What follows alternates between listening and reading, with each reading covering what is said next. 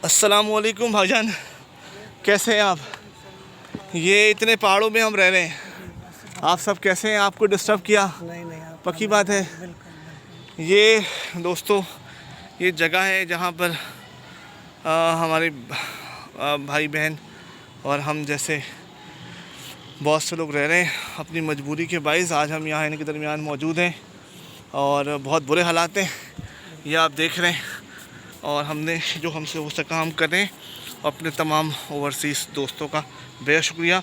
हम अंदर जाते हैं, जिनकी तबीयत ख़राब है तो उनसे मुलाकात करते हैं कि उनकी क्या पोजीशन है।